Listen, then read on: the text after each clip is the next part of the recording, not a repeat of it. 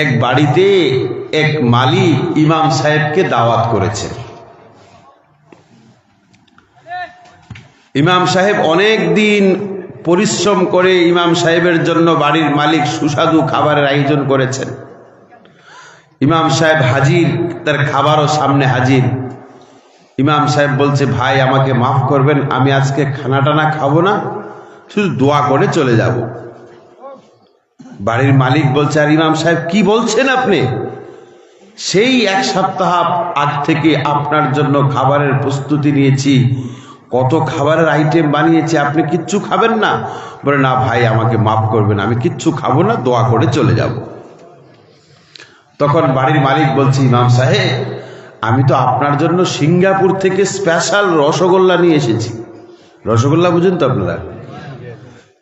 Special rasgulla Singapore থেকে।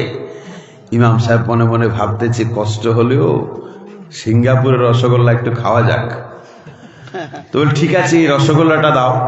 বাড়ির মালিক বলছে, ভাই ইমাম সাহেব কমসে কম এই রসগোল্লাটা খান। তো এই রসগোল্লা দেওয়া হলো, ইমাম সাহেব খেলো। বাড়ির মালিক জিজ্ঞাসা করছে, ইমাম সাহেব কেমন লাগলো? ইমাম সাহেব বলতেছে, আর ভাই তিত্তা তিত্তা লাগতেছে। বাড়ির মালিক পেরেশান, অবাক হলেন, আজীব মাওলা। আমি সে এক সপ্তাহ আগে থেকে ইমাম সাহেবের জন্য কত সুস্বাদু খাবারের আইটেমের ব্যবস্থা করলাম, কোনো কিছুই তিনি খেলেন না। সিঙ্গাপুর থেকে ওনার জন্য স্পেশাল রসগোল্লা আনলাম, ওটা ওনাকে খেতে দিলাম, ওটা ওনার নাকি তিত্তা তিত্তা লাগতেছে, ব্যাপারটা কি?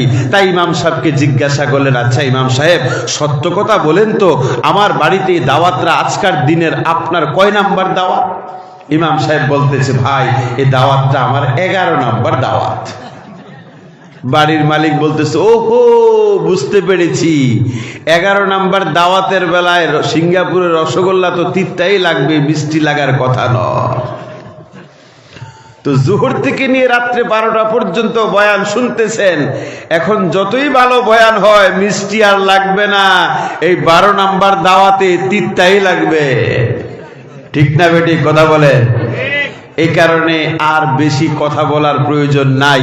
আল্লাহ আজকের এই মাহফিলকে আর এই মাদ্রাসাকে যাতে কবুল করে, বলেন আমিন। মূল জিম্মেদার কে আছেন মাদ্রাসায়? আপনি আছেন। 11:30 বাজে, 12টা পর্যন্ত আমার জিম্মেদারি থাকবে ইনশাল্লাহ। অসুবিধা নেই তো? কি কি কাজ করতে হবে আমাকে বলেন এই আধা ঘন্টার মধ্যে? আমাকে ডিউটি দিয়ে দেন, আমি সেই ডিউটি আদায় করে নিব ইনশাল্লাহ। আধা ঘন্টা যা মনে চায় তা। বাহ মাশাআল্লাহ, আল্লাহ জিম্মেদারকেও কবুল করুক, বলেন আমিন।